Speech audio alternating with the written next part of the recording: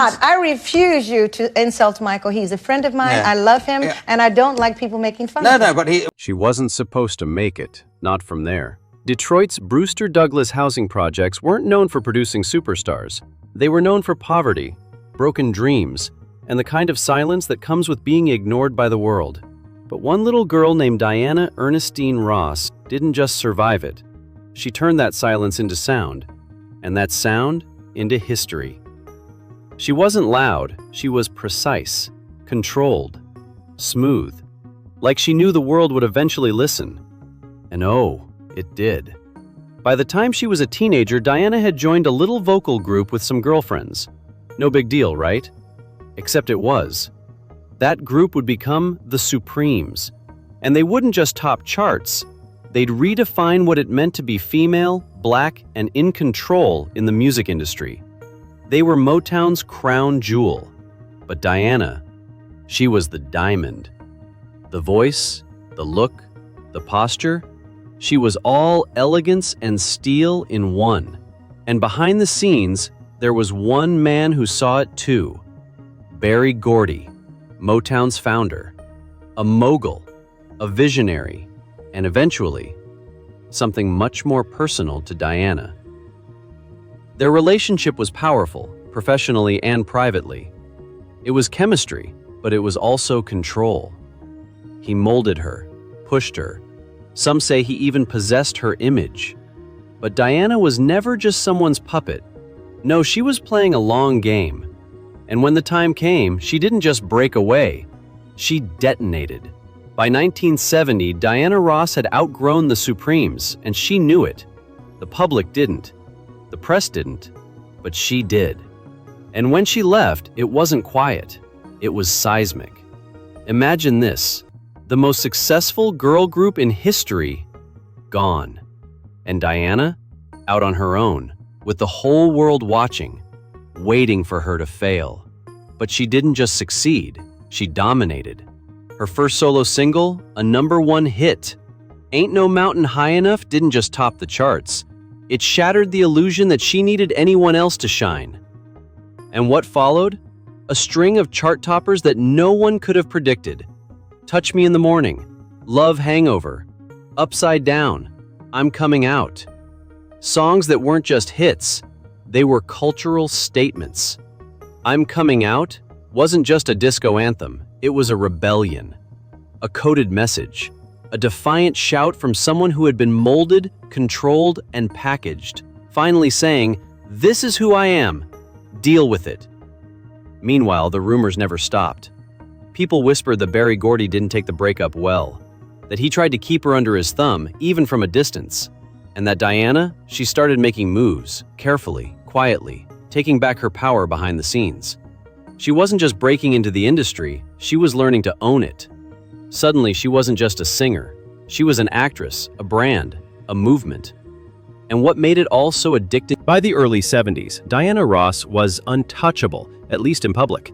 She was on magazine covers, on stages, in movies, a flawless image of elegance and control. But behind the curtains, a storm. In 1971, Diana shocked the world. She announced she was married. Her new husband, Robert Ellis Silberstein, a white Jewish music executive. Bold move in itself at the time. But here's what nobody knew. She was already 2 months pregnant, and the baby wasn't Robert's. The father was Berry Gordy, the same Motown mogul who had made her a star and had once been her secret lover. It was the kind of headline that would have set the media on fire if anyone had known the truth. But Diana kept it hidden. So well, in fact, that even the child didn't know. Her name was Rhonda, and for 13 years, she believed Robert was her biological father. She called Berry Uncle BB. Imagine that. You grow up in the spotlight, in a house full of cameras and famous faces, and one day your mother sits you down and drops the truth. Your real father is the man who runs Motown. It wasn't just emotional, it was identity-shattering. But that's the kind of world Diana lived in, one where love, career, and image were constantly fighting each other. And to survive, you had to lie. That wasn't the only secret either. During her marriage to Robert, Diana gave birth to two more daughters, Tracy Ellis Ross, who would become a star in her own right, and Chudney, who chose a quieter life but still thrived on her own terms. 3 daughters, 3 different destinies, and one mother who, somehow, kept it all from falling apart. But the cracks were forming, and soon the marriage would break. After the divorce, Diana didn't just rebuild, she reinvented, this time across the Atlantic.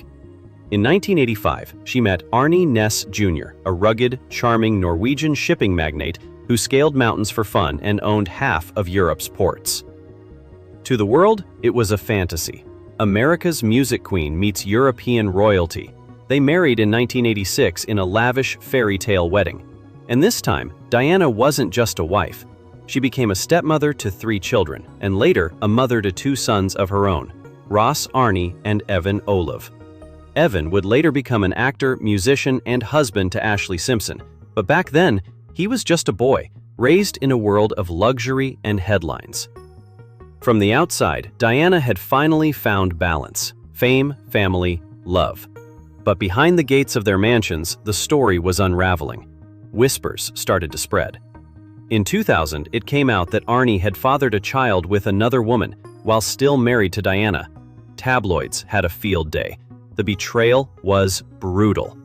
And yet, Diana didn't destroy him in the press. She didn't rage. She walked away with class and silence. But even by the time Michael Jackson burst onto the scene with the Jackson 5, Diana Ross was already an icon. But what no one saw was how she took that shy, skinny 9-year-old under her wing and how that bond would haunt her forever. Their first meeting? A private showcase at Motown HQ. Picture it, little Michael, wide-eyed and trembling, stepping onto a makeshift stage. He sang, he danced, but mostly he reached for something bigger than fame.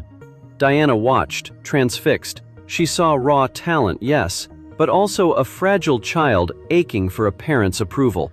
She pulled him aside afterward and whispered the words every star craves and most never hears.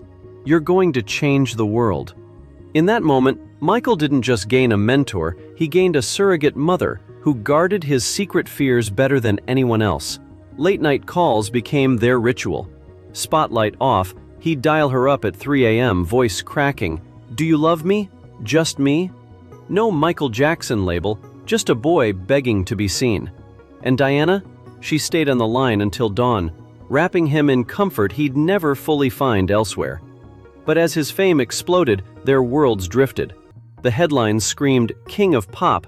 They never whispered "lonely little boy."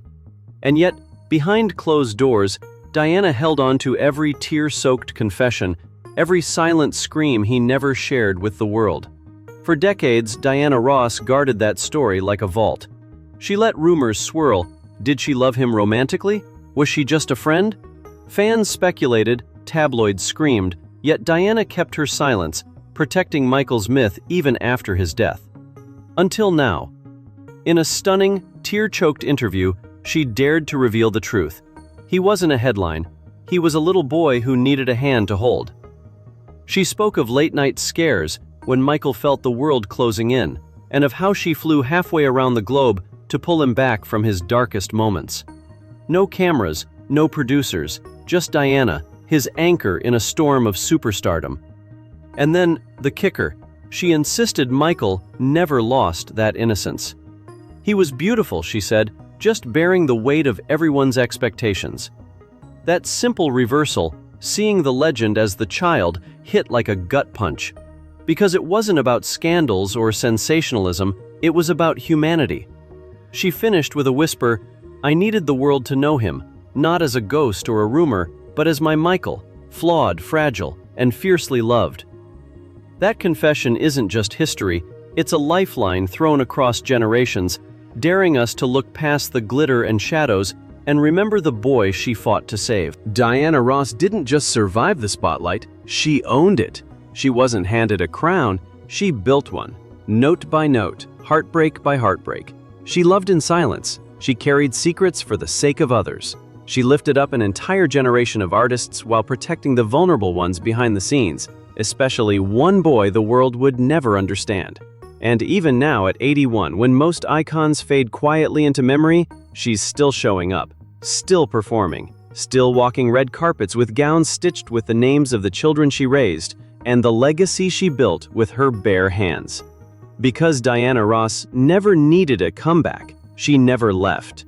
And her final message? It wasn't a hit song. It wasn't a movie role. It was the truth about love, the kind that protects, endures, and speaks only when it's finally safe to be heard.